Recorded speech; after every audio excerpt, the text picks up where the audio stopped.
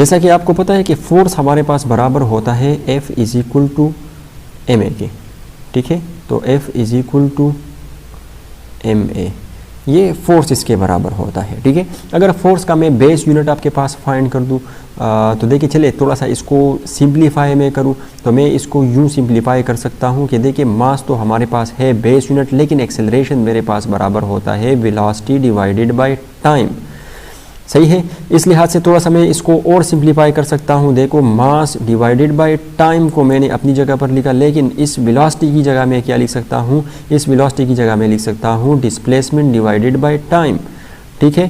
तो इस टी को मैंने यहाँ पर भेज दिया, सही है। अब यहाँ पर क्या होगा, यहाँ पर आपने देखा कि फोर्स जो था वो हमारे पास बराबर हुआ, ठीक है।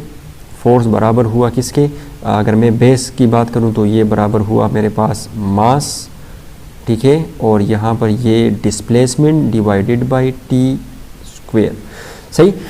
अब देखिए, यहाँ पर अगर मैं बात करूं और इसको लिखूं, इस फोर्स के यूनिट को लिखूं CGS सिस्टम में, ठीक है। अगर मैं इसको लिखूं CGS सिस्टम में तो आप देखेंगे कि CGS सिस्टम में मैं इसको कैसे लिखूंगा। देखिए, मास का यूनिट मेरे पास CGS सिस्टम में क्या है, तो मास का यूनिट जाहिर सी बात है मेरे पास है मास का यूनिट ग्राम, ठीक है। तो फोर्स का यूनिट यहाँ पर क्या बनेगा CGS सिस्टम में, वो बनेगा ग्राम, ठीक है। और एस हमारे पास डिस्प्लेसमेंट है और डिस्प्लेसमेंट का यूनिट हमारे पास है सेंटीमीटर, ठीक है। और डिवाइडेड बाय टाइम, तो टाइम जो है यहाँ पर इसका यूनिट होता है CGS में सेकेंड, तो ग्राम सेंटीमीटर पर सेकेंड स्क्वायर ये इसका यूनिट बनेगा फोर्स का, कौन से सिस्टम में, CGS सिस्टम में। और इस कम्बिनेशन को, ये जो मेरे पास कम्बिनेशन बना, ठीक है, इस कम्बिनेशन को कंबाइनली कहा जाता है डाइन, क्या कहा जाता है, डाइन कहा जाता है, सही है। हम बार बार ये नहीं कह सकते कि ग्राम सेंटीमीटर पर सेकेंड स्क्वायर, हम इसकी जगह क्या कहेंगे, सिंपल डाइन कहेंगे, ठीक है।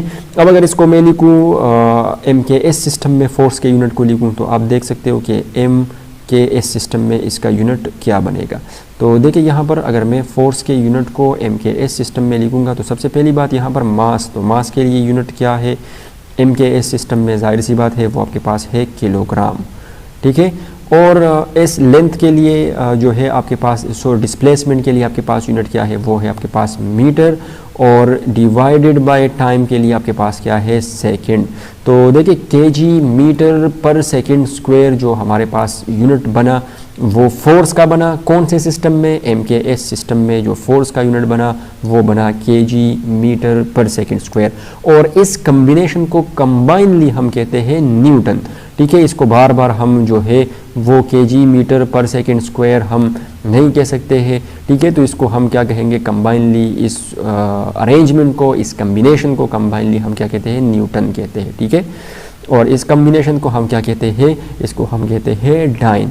ये CGS सिस्टम में फोर्स का यूनिट हुआ, ये MKS सिस्टम में फोर्स का यूनिट हुआ। अब इन दोनों के बीच में, डाइन और न्यूटन के बीच में रिलेशन क्या है, तो आइए देखते हैं कि इनके बीच में रिलेशन कैसे बनेगा और क्या बनेगा, ठीक है। तो अब देखिए, यहाँ पर ज़्यादा दूर नहीं जाते हैं, यहाँ से ही थोड़ा सा रिलेशन देखते हैं। मुझे पता है कि MKS सिस्टम में फोर्स का यूनिट क्या है, न्यूटन है, तो मैं ये कह सकता हूँ कि एक न्यूटन, ठीक है, एक न्यूटन जो है वो बराबर है मेरे पास किसके, केजी मीटर पर सेकेंड स्क्वायर के, ठीक है।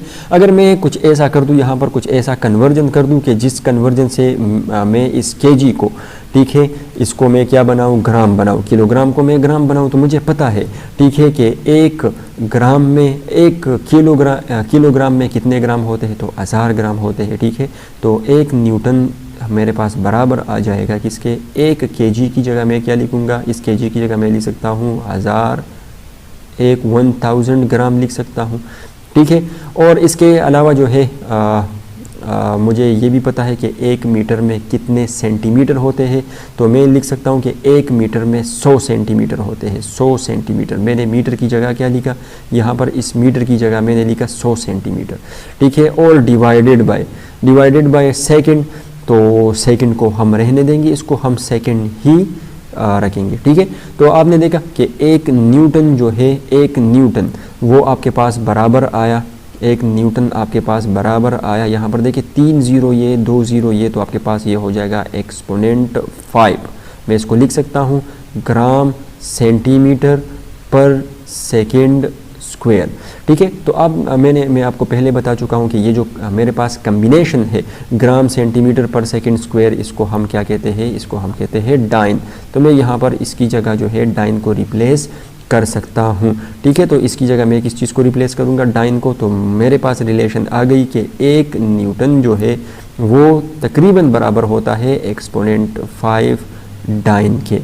ठीक है, और अगर मुझे एक डाइन चाहिए कि एक डाइन किसके बराबर होता है, तो फिर मैं क्या करूँगा, ये बड़ा सिंपल है। मैं इसके लिए इसको दोनों साइडों पे इस इक्वेशन से जो है मैं डिवाइड कर दूँगा एक्सपोनेंट 5 पे। तो आप यहाँ पर देखेंगे कि हमारे पास जो है एक डाइन जो होगा वो बराबर आ जाएगा, एक डाइन जो होगा वो बराबर आ जाएगा एक्सपोनेंट -5 न्यूटन के। इसको मैं वहाँ शिफ्ट करूँगा तो 1 डिवाइडेड बाय एक्सपोनेंट 5 होगा, ऊपर शिफ्ट करूँगा तो ये माइनस हो जाएगा, और आपके पास इनके बीच में रिलेशन, ये रिलेशन जो है आपके पास बनेगी। इस रिलेशन से आप ना सिर्फ डाइन को न्यूटन में कन्वर्ट कर सकते हो, बल्कि न्यूटन को डाइन में भी कन्वर्ट कर सकते हो। जो भी आपके पास कन्वर्जन होगा आप इससे आसानी के साथ इन 2 इक्वेशन को यूज़ करते हुए आप इनको कन्वर्ट कर सकते हो।